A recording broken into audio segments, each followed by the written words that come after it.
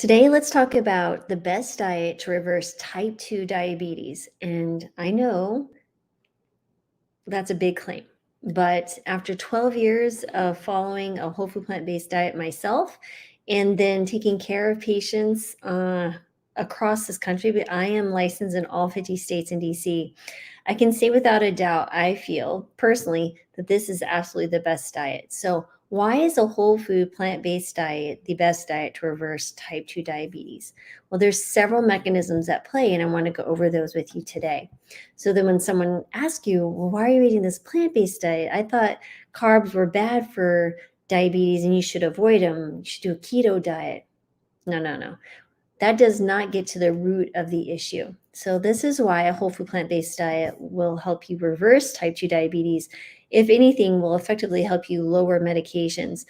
And when I've had type 1 diabetes patients go from, let's say, a ketogenic type diet to a whole food plant-based diet, they end up using sometimes upwards of half of the amount of insulin and even more than they were before because they become insulin sensitive. Just because you have type 1 diabetes does not shield you from the additional effects of something like a type 2 diabetes, which is insulin resistant. So, what is happening when you're eating these plants? First of all, a plant-based diet is very high in dietary fiber, right? It's low in saturated fats, which are really crucial factors for improving your insulin sensitivity. Now, fiber improves your glycemic or blood sugar control by slowing down the absorption of sugar, and that leads to a more gradual rise in blood glucose levels after you eat.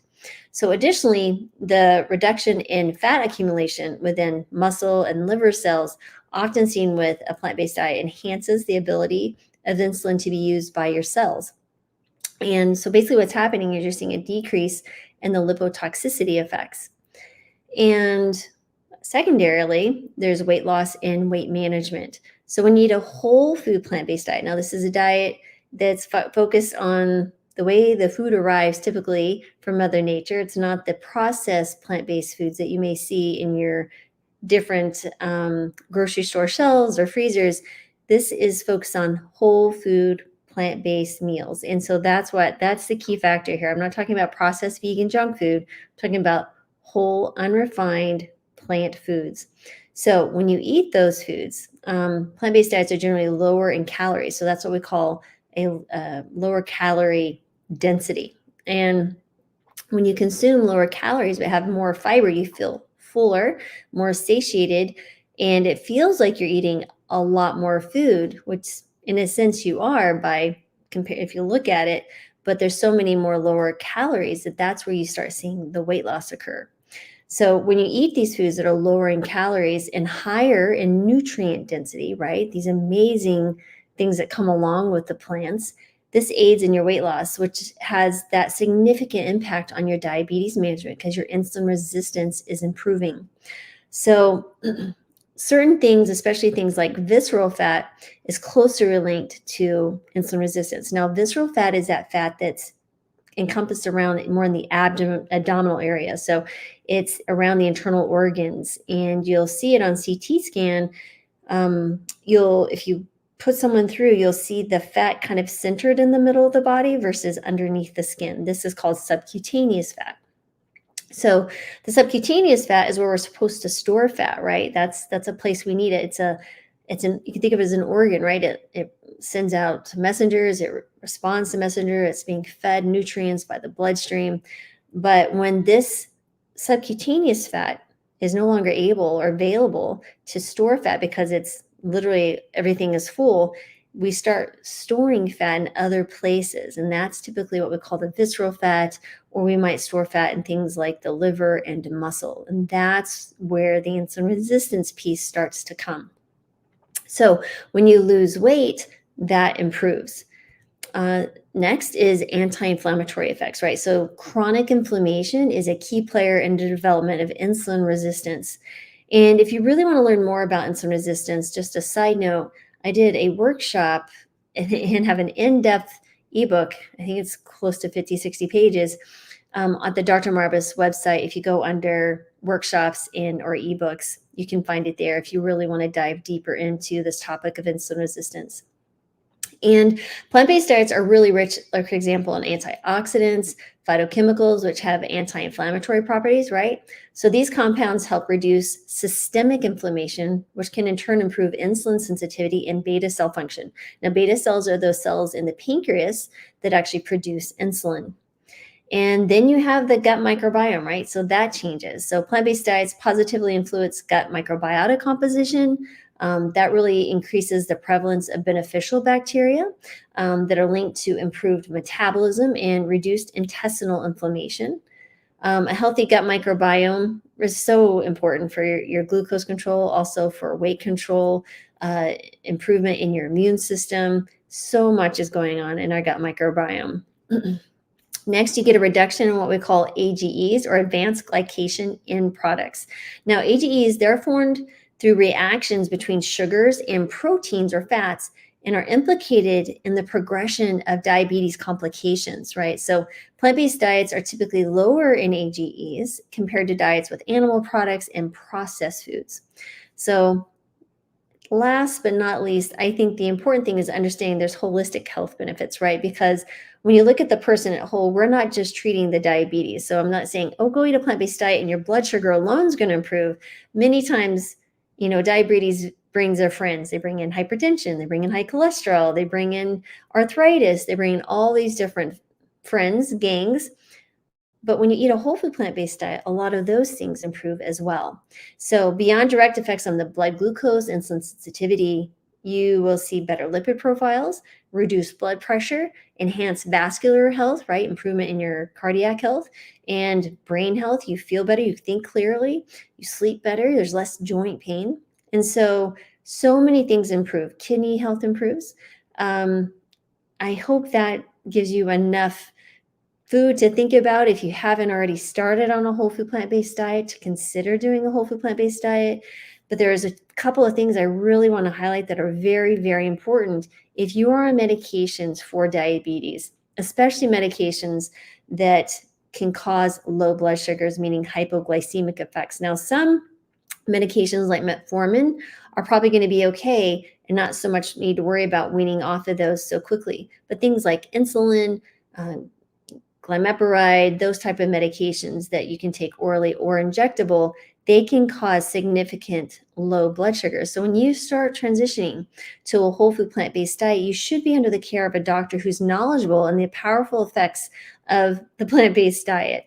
I'm happy to help. You can find any information if you'd like to see me as a physician at drmarbus.com. But I want you to pay attention to two things. One is your fasting blood sugar in the morning. So if you're finding your fasting blood sugar is consistently under 150, it is time to speak to your doctor about reducing medications. And don't let them tell you, oh, go eat more food. That is not the answer. You need less medication. Okay, that is the key. And it's so important that you stand up. I have had patients come to me and say, yeah, my doctor just told me to keep eating, more sugary things to keep my blood sugars up instead of removing medications that are causing the low blood sugar to begin with. It blows my mind. So anyway, that's one thing you want to pay attention to. Many times when I have type 2 diabetes patients, and I'm just another side note, I'm very careful not to say I'm really trying to change my language because I don't want my patients identifying with the disease. Because if you identify with the disease, you're going to be more resistant to doing things to improve it. So instead of saying I'm a type 2 diabetic, say I'm currently have type 2 diabetes. Type 2 diabetes is coming to visit, but it won't be here for long. We have to change our vocabulary and the language around chronic disease states because you are not the disease. You are a person that happens to have this particular disease at this particular time. But that can change. So getting back to the medication, when I have someone who starts a whole food plant-based diet and is on insulin and they have type 2 diabetes, many, many times, if they're going to go overnight all in, I will cut that insulin in half, 50% the very first day. And the reason I say that, it's always easier to add back insulin than to chase insulin and your low blood sugars, which can kill you. So the reason I discovered how quickly this happens is 12 years ago, when I first got my very first patient who had type 2 diabetes to transition to a whole food plant-based diet. I did not realize how quickly that I would need to be managing that medication. She ended up having to stop 60 units of insulin in 3 days, a weekend, a long weekend. I'm telling you, it was the most incredible, scary thing as a physician. And I was like, okay, I've got a powerful tool here. What a wonderful thing. But I need to be very vigilant and really educate patients so that they're aware of what to do. And I need to give really good instructions on what to be managing. So, like I said, what I look for of someone who's on insulin is that consistent number under 150 when they first wake up, that fasting blood sugar. It's just a good marker. There may be some others you may want to push around, but for me, that's where I feel comfortable with patients is around 150, that fasting blood sugar in the morning. The second thing is, I don't know if I've ever met a diabetic or someone with type 2 diabetes who didn't even have maybe pre-hypertension or hypertension and typically on some type of lowering blood pressure medication. That is the second thing that will improve. Now, sometimes it takes a little longer. Some it improves very quickly, especially if you're on 2 or more hypertension medications. You may find that you need to either cut them in half or stop one of them very quickly because blood pressure will improve. The numbers I look for is 120 on the top number, and the bottom number is 80. So if you're seeing consistently that your blood pressures are lower, that is at a point that you need to have a discussion to lower or halt your medication. Now, this, like I said, it may take some time to improve. Sometimes it may be you cut down one medication and you're still struggling, or maybe you won't be able to get off all the medications, but that's okay. At least you're improving your overall health, and we have available medications that we can use in the amounts that we need, but we want to limit the number of medications that we're on because there's always potential side effects. And I guess there's I'd say two more things I'd like to alert you to that I want you to pay attention to. If you are the person who is creating these wonderful meals that are basically healing you, and there are other people in your home that are also dealing with type 2 diabetes or type 1 diabetes or hypertension, please alert them to the fact that they may need to also decrease medications.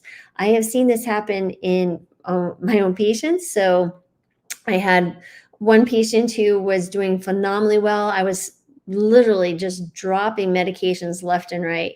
And she goes, Dr. Marvis, I have a question. My husband is also eating this diet with me, and he's not been feeling well lately. He's been feeling dizzy and very weak. When in the beginning, he was feeling really good. I was like, is he on medications? And she's like, yeah, he's on like 2 blood pressure medications. And we checked his blood pressure the other day, and it was like 90 over 60, but we didn't know. I was like, so I was like, could you please bring him into the room so we can discuss this with him? And we had stopped some medications for him right then and there, and he went on to do just fine. But that is something I really need you to be careful of. And then also, I should always reiterate the importance of being on a B12 supplement. And if you're new to a whole food plant-based diet, that is the one supplement that's a non-negotiable for me and my patients, at least my recommendations. B12 is made by bacteria. It's not made by animals or plants, right? So these bacteria live in the water and the soil, and we live in a very hygienic world, which is good to this point, at least in the sense that we're not drinking water that could potentially contain things that make us very ill. And you just need a small amount, 500 to 1,000 micrograms daily is typically what I see with patients who are strictly whole food plant-based. So that would be the other thing that I would encourage you to do. And then have your B12 levels checked, because then you may find that you don't need as much, or maybe you need a little bit more. When you're looking at your B12 levels on your labs, you want to hit around 500 to 1,100, at least 500. And the reason I say that, because that's a little bit higher than what you'll see on the reference ranges on most labs, is because I have seen patients, even people who don't eat a plant-based diet, below 500 who are symptomatic of B12 deficiency. So it's really important. If you can hit above 500, most of the time you're okay. And I would say I don't think I've had anyone with B12 deficiency symptoms that was above 500. So I hope that's helpful. I will be launching very soon an insulin resistance and weight loss course.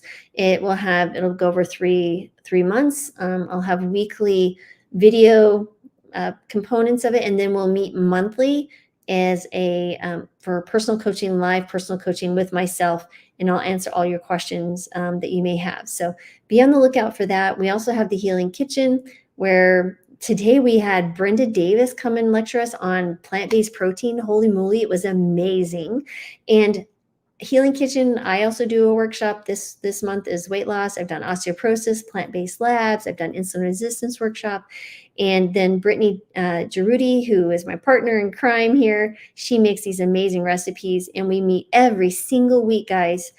She cooks and live, and then I answer your questions. And if I don't know the answer, I go researching, and then I come back and have the answers for you. So this is a low-cost membership. We're trying to get everyone the important information that they need from a really, I hope I'm a reliable source. And then finally, next month, I'm opening up my next glucose masterminds. I have honed in some amazing results with my last groups. I'm talking 150 point reduction in average blood sugars over the course of 2 weeks. It's incredible. I prescribe a CGM. It has been a blast. But anyway, more on that later, but that will be launching next month. So keep it out. I know there was some questions here. I'm going to go ahead and answer real quick. Someone says, I was 7.9 A1C and have been doing keto for a few years. I'm now at 5.2. I do carnivore for a month and switched back to clean keto. Sure, if you are eating a carnivore or a ketogenic type diet, you will see lower blood sugars, right, for a period of time, because what's happening is you're not eating glucose. So that makes sense that you would see blood sugars improve.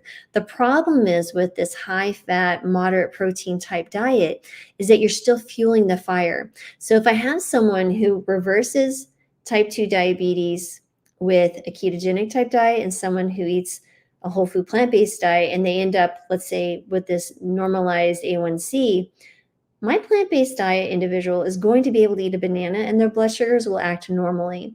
A ketogenic person more than likely will actually have glucose intolerance, and you'll see a super rise in the blood sugar because they've now caused more insulin resistance. So when you look at the overall picture of insulin resistance, that is the key here. It's not the blood sugar. The blood sugar is just basically, it's the smoke, but the fire is insulin resistance. And that is the absolute most important key. And after being a doctor for 2 decades, I will guarantee you this is incredible.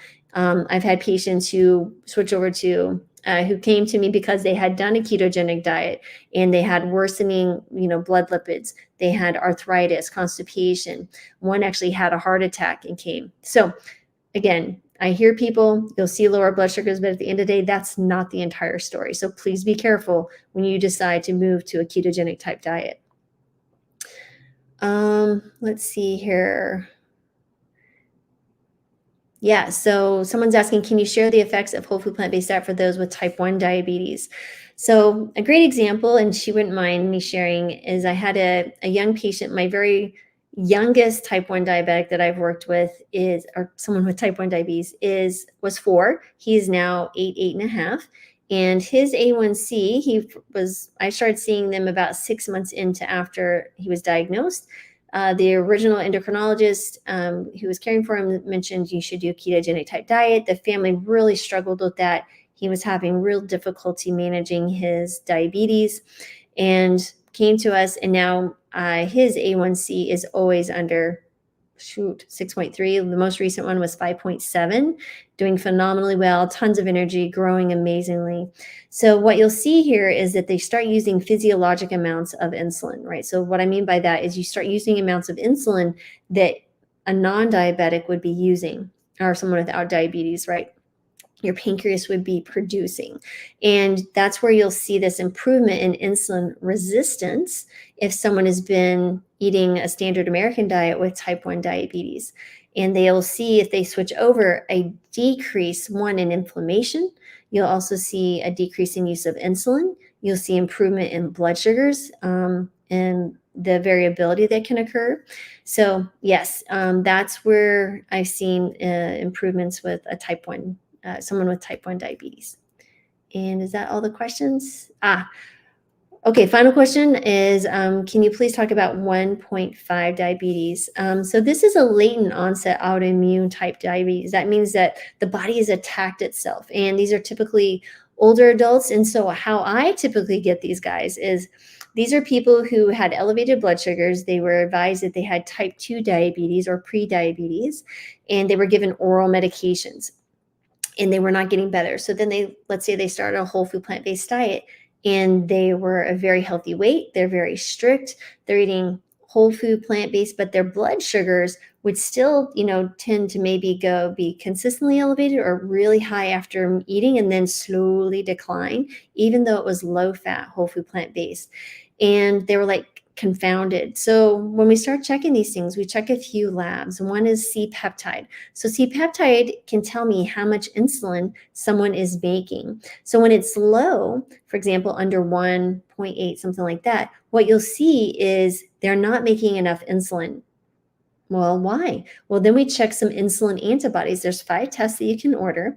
Some of them are a little less more common, but GAD65 is one. You can order insulin antibodies. There's a few different ones. But anyway, those can be ordered at Quest or LabCorp. And what you'll see many times is these are positive. So now you have someone who had positive insulin antibodies and decreased insulin production from the pancreas, eating a whole food plant-based diet. So they're very insulin sensitive when I check insulin resistant labs. And so what we have here is this kind of drawn out effect of someone. If you were to see a child typically who would develop type 1 diabetes, it's a very quick onset. They get very sick very quickly and require insulin immediately. It's much more easy to recognize versus someone with this kind of prolonged effect of type 1.5 diabetes is what it's referred to now. So that is something that you might want to look into. These individuals typically require a small amount of insulin, depending on what I'm seeing in patterns on a CGM or continuous glucose meter. What I'll see is maybe they need a little bit of long-acting insulin, or maybe they need a little bit of insulin just with meals, and that really keeps their blood sugars intact, and they do really, really well. So their A1Cs get into check. They just feel so much better, and that is the difference there. So hope I answered all your questions. Thanks everyone for listening. Please check out the Healing Kitchen if you haven't. If you need a plant-based doctor, I'm happy to see you as well. Thanks, Care, and have a blessed and safe weekend, everyone.